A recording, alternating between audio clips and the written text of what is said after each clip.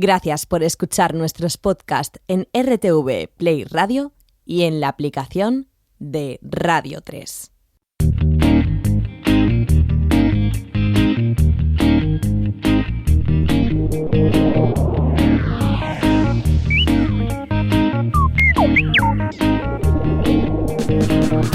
Efecto Doppler. Radio 3.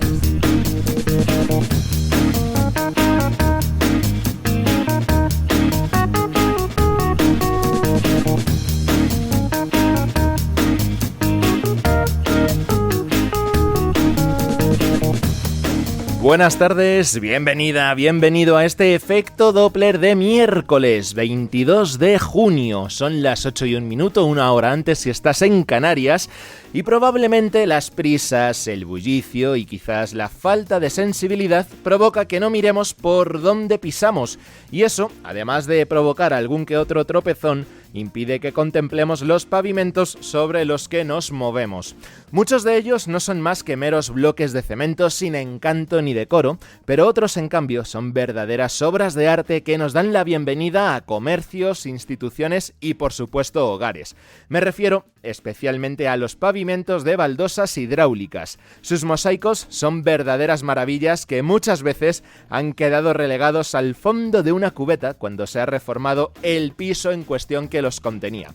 Por fortuna, hay quien repara en ellos y los pone en valor, y no solo eso, sino que los quiere compartir contigo, conmigo y en fin, con quien tenga el valor de mirar más allá de la pantalla de su móvil. Uno de estos valientes es Jordi Griset, que nos propone una guía para recorrer los mosaicos hidráulicos que se conservan en la ciudad condal. Este librito que tenemos encima de la mesa se titula Barcelona Circuits y lo publica Olan Editions. Jordi, buenas tardes y bienvenido a Efecto Doppler en Radio 3. Hola, buenas tardes. ¿Qué tal estás? Estoy muy bien. De maravilla. Afortunadamente, después de la lluvia de esta noche que nos hacía mucha falta, todo perfecto. Todo alegría, entonces. Después de aquella tesis prácticamente titulada El arte del mosaico hidráulico, ahora nos presentas este Barcelona Circuits, donde recoges algunos lugares de tu ciudad que conservan estos elementos. ¿Son todos los que quedan o solo una selección de algunos de estos locales? A ver, por supuesto, no los he visitado todos, seguro que me he dejado bastantes. A ver, este librito, esta guía, en realidad nació ya con el otro libro, con el arte del mosaico hidráulico, porque en la página 183 hay toda una guía exhaustiva. Entonces decidí que había que hacer una guía también con unos circuitos.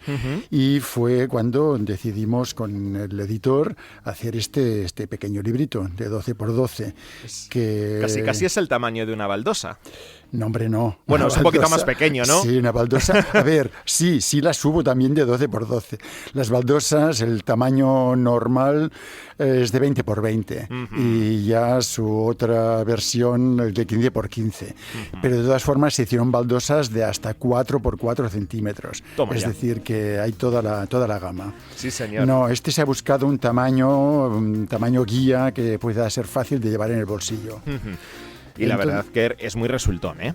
Sí, son las fotografías de muchos locales, o sea, que se pueda entrar, porque a mí que el señor Pepito pues tenga un piso con 25 mosaicos hidráulicos en su casa me parece muy bien, pero no puedo visitarlos. Claro. Entonces estos son tiendas, básicamente, que cualquiera puede entrar y ver el pavimento hidráulico.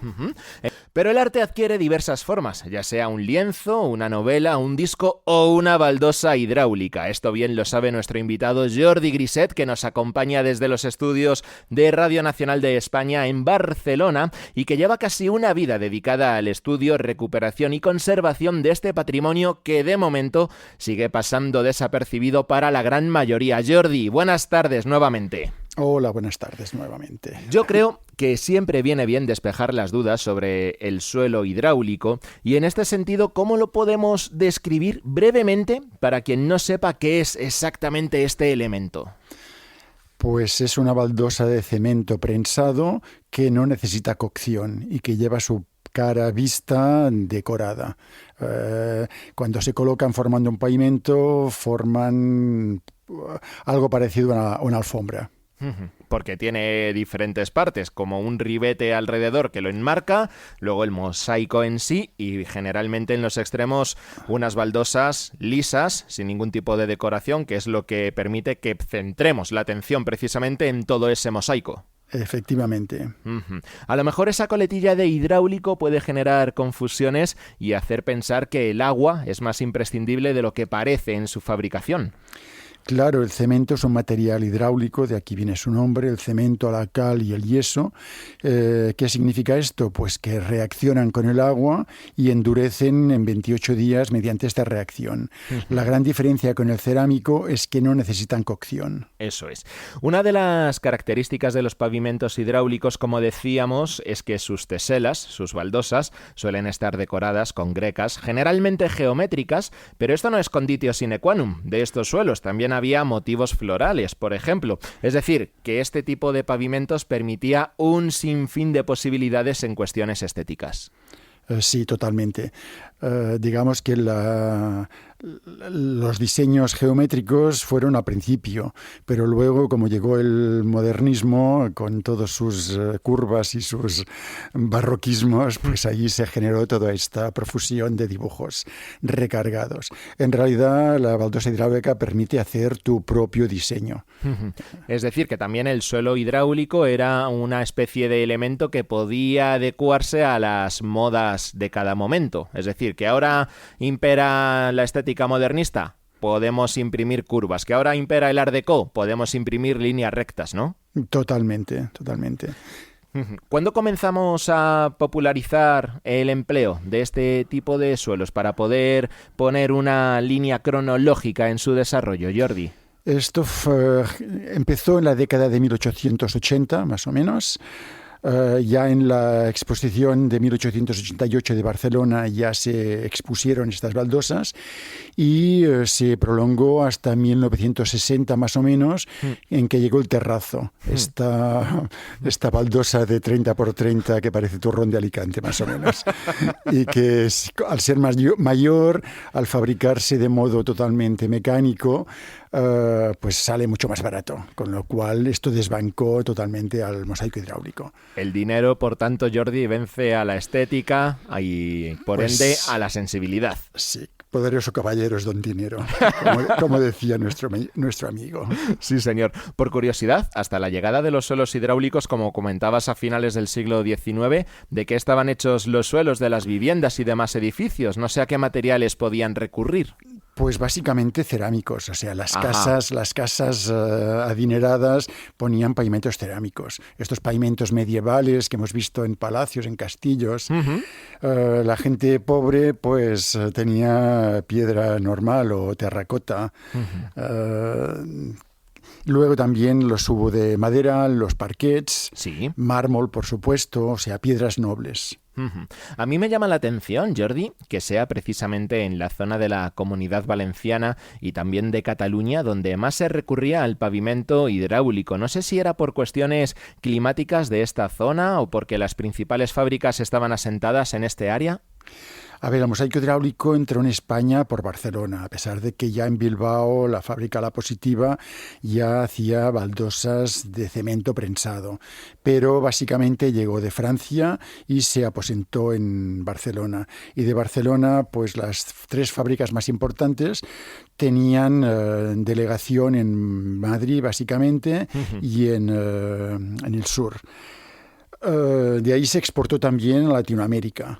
Claro, es que te quería comentar aquí, porque recuerdo cuando estuve en Cuba, en diferentes ciudades cubanas, y sin ir más lejos, en La Habana, había también diferentes viviendas y oficinas y demás edificios de acceso público que contaban con pavimentos hidráulicos que resultaban casi como los que teníamos aquí en España.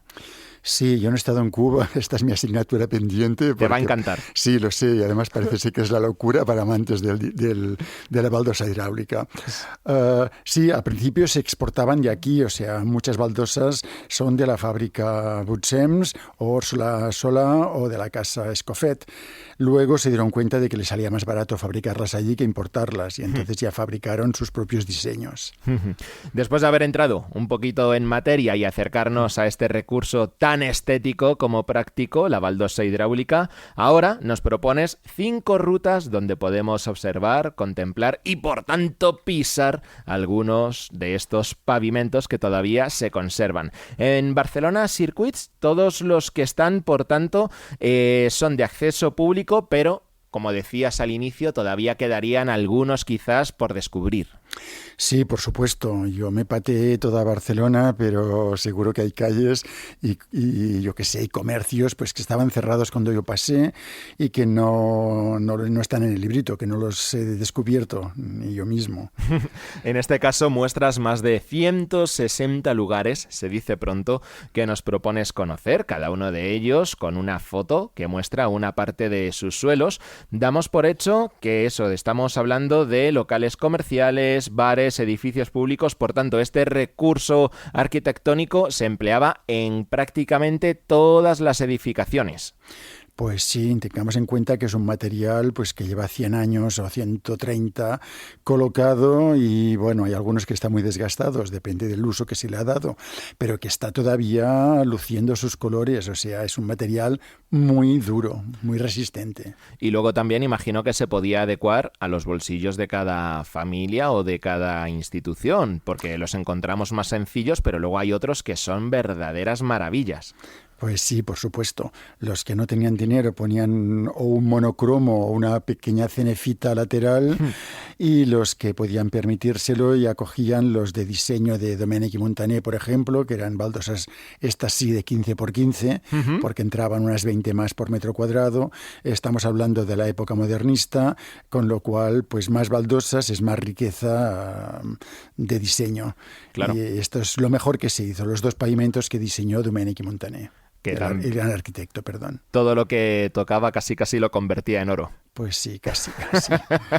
Son las 8:18, 7:18. Si nos escuchas desde Canarias, continúas en Efecto Doppler, sigues en Radio 3, por tanto. Retomando la senda que estamos aquí caminando con Jordi Griset, son una serie de rutas que trazas en este Barcelona Circuits. Observamos que te centras en los barrios de Gracia, el Example, y el Casco Antiguo, zonas que casi están lindando unas con otras, que imprimen un carácter prácticamente único a Barcelona. No es de extrañar que sea en esta zona añeja donde encontremos más ejemplos de pavimentos hidráulicos.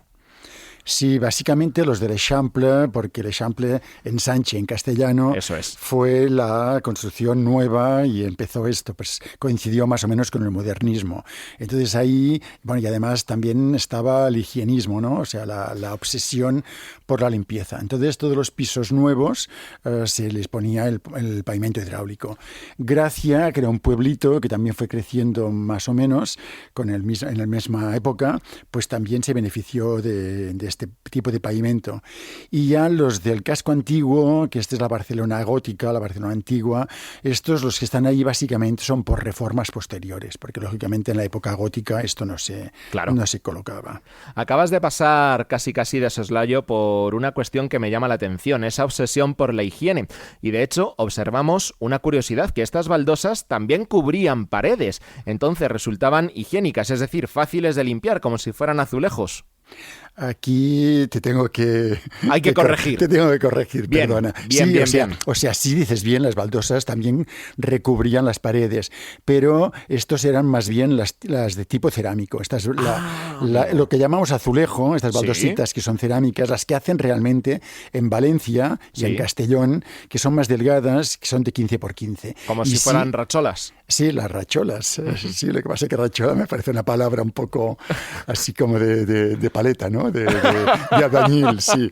Bueno, sí, es que no es una palabra castellana incluso, o sea, es una adaptación de la baldosa en catalán, o sea, los albañiles que venían del sur y rajola es catalán, pero entonces como no sabían decirlo, pues decían rachola. Pues sí, en los hospitales y en todas partes que querían tener todo muy aseado, muy limpio, pues sí, se revestían las paredes con estas baldosas cerámicas, en este caso. Vamos a continuar profundizando en esos circuitos urbanos que nos propones en esta guía, Jordi. Los edificios que nos recomiendas comparten elementos en común por el hecho de estar en los mismos barrios. Algunos de ellos, imagino que el estilo arquitectónico, el modernismo, como mencionabas, pero no sé si también puede haber algún otro nexo entre ellos, como quizás recurrir a la misma fábrica de baldosas, sin ir más lejos. Pues no, lo de la misma fábrica de baldosas seguro que no, porque se puso como muy de moda y hubo muchísimas fábricas, bueno, más que fábricas, yo diría talleres. Fábricas hubo 3, las más importantes, y también las más caras, que daban mejor calidad, por supuesto. Esto del caro o barato es muy relativo, todo depende de la calidad que te dan, ¿no? Entonces seguro que mucha gente pues las compró en tallercitos de estos secundarios, que el precio debía ser más barato y también la calidad, por supuesto. En cuanto a los edificios, pues sí, los hay que son modernistas porque coinciden con la época esta del ensanche, pero no necesariamente son modernistas. O sea, tengamos en cuenta que cubre casi 100 años toda esta época. Entonces, en 100 años se dieron muchos estilos y mucha... Bueno, que avanzó muchísimo, ¿no? O sea... que era un material resistente y decorativo y en cualquier momento pues se puso. Estamos hablando también de barrios con solera, como decíamos, donde se llevan a cabo, evidentemente por el paso del tiempo, muchas reformas en sus pisos y en este sentido, Jordi, las cubetas, las escombreras siguen ofreciéndote más y más baldosas que continúas recogiendo, catalogando y conservando. En este momento ya no, porque cuando empecé no había nadie más y bueno, era al principio, la gente las tiraba, o sea, hacían obras y las tiraban, ¿no? En este momento yo creo haber hecho una pequeña labor, que esta era mi idea, ¿no? Labor de sensibilización, de que la gente ya no tire tanto, de que al menos intenten mantener más estos pavimentos. Y aparte, pues han surgido 3 personajes más que me siguen los pasos y también van recogiendo baldosas. Entonces, a ver, tengamos en cuenta que yo no vivo en Barcelona ciudad, vivo en Sitges a 35 kilómetros, con lo cual, en cuanto me avisan o sé que hay un contenedor de estos lleno de baldosas, en el tiempo que tardo media hora de Sitges a Barcelona. Ha volado. Y claro, ya ha volado. Cuando llego ya están esos otros 3 que tienen más contactos, más rápidos, y ya cuando llego yo ya voló. Además, ya no tengo espacio yo para conservar más baldosas. Pero oye, en cualquier caso has creado escuela y eso no siempre es fácil, Jordi. No, ya lo sé y me alegra. Realmente era un poco esa mi idea, o sea, sensibilizar básicamente a la gente y crear escuela. Por eso recogí las baldosas, para mí es lo que la gente valora más, lo más visible, pero para mí es lo menos importante, porque aparte de esto, pues tengo como 250 catálogos antiguos. Esas sí que son las joyas. Hay constancia. Sí, perdón, que quiero que... ¿Me quieres decir algo? No, eso que quería decir que prácticamente un catálogo muchas veces es más valioso que la pieza en sí de cerámica. Claro, porque la pieza muchas veces no te da toda la información. En cambio, el catálogo te está dando el fabricante, el año, algunas veces. Aparte de los catálogos, tengo mucha documentación, como facturas, pósters. También tengo material, es decir, moldes, trepas. O sea, tengo todo el material para que se cree un museo o para que un museo existente lo adopte y genere un apartado de mosaico hidráulico. Porque todavía no hay ninguna institución, ya sea pública o privada, que se haya interesado por todo el patrimonio que conservas.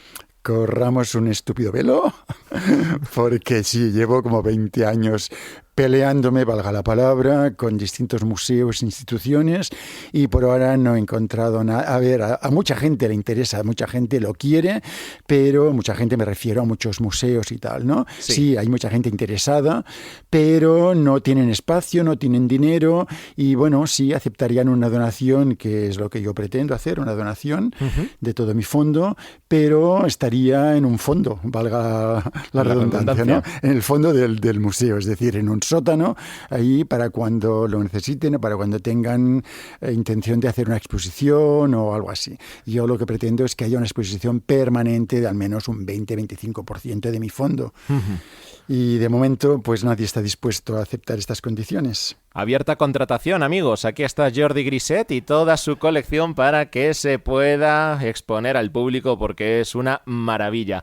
Al hilo de lo que comentabas, esa sensibilización y esa intención de conservar, yo creo que tanto tú como yo tenemos ese alma de basurillas en el buen sentido, Jordi. Me llama la atención que en una zona como Barcelona, por ejemplo, muy próxima a Francia, donde sí hay una cultura de mercadillo, de ese mercado de pulgas, de esos rastros, de ese afán por conservar lo que, aunque sea antiguo todavía, sigue siendo útil, no se haya reparado todavía en estos elementos.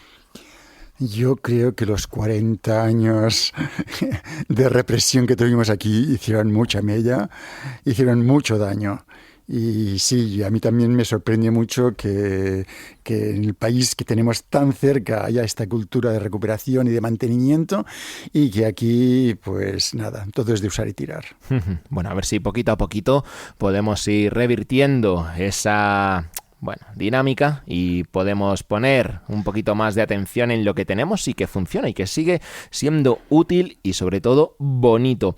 Además que luego es una pena, lo apuntas también en esta guía, Barcelona Circuits, que muchas de estas reformas que se llevan en los pisos echan por tierra estos pavimentos casi centenarios en buenas condiciones para sustituirlos después por otros que son reproducciones y cuya calidad está en entredicho. Totalmente, esta es la gran paradoja. Es tremendo, porque sería muy descabellado pensar en la fabricación de este pavimento a la vieja usanza, recuperando todo lo que tú tienes, esas trepas, esas prensas, etcétera, etcétera. No, se está fabricando, ¿eh? En Cataluña tenemos 3 fábricas, en País Valencià, que estuve hace 3 o 4 meses viajando por ahí precisamente para un capítulo del libro, descubrí un par o 3 de fábricas más. Tallercitos, ¿no? Hablamos de tallercitos. Sí, pero bueno, que se está fabricando. En Andalucía, pues creo que hay 1 o 2 más. O sea, también se ha puesto de moda de nuevo. Es una inversión que no es muy cara, el cemento no es muy caro, lo más caro tal vez es la prensa. Y hay mucha gente que se está poniendo las pilas y está volviendo a fabricar pavimento de este tipo. O sea, esto no... Claro, la gente habláis en pasado. No, yo sigo hablando en presente. En presente. Sí. Ese es el primer paso también, Jordi. Sí, señor. Por último, pero no menos importante, ¿dónde podemos hacernos con un ejemplar de esta guía, de este Barcelona Circuits? Sí, este librito, como lo he editado directamente yo con mi maquetador, o sea, mi artista, el que hizo la maqueta del otro libro, no hemos podido sacarlo a la venta en librerías, con lo cual se vende puramente por internet. A través de mi Instagram o Facebook, es el arte del mosaico hidráulico todo junto, en el caso del Instagram, pues con el hashtag delante. Y si no, en Barcelona hay una galería de arte dedicada a la fotografía que se llama Valid Photo y está en la calle Buenaventura Muñoz número 6, muy cerca del estudio precisamente, donde está el Parc de la Ciutadella. Repetimos esas líneas de contacto para poder hacerse con un ejemplar de esta guía Barcelona Circuits en Instagram o en Facebook, el arte del mosaico hidráulico. Y Jordi Griset estará encantado de poder enviaros un ejemplar de esta guía, que es una maravilla, y poder recorrerlas tranquilamente y después, refrescarnos en cualquiera de sus bares y tomar una buena caña. Jordi, muchísimas gracias una vez más por atendernos aquí en Efecto Doppler en Radio 3. Enhorabuena por esta investigación y sobre todo gracias por acercarnos este arte a todos nosotros. No, al contrario, muchísimas gracias a vosotros, que es lo que me permite difundirlo.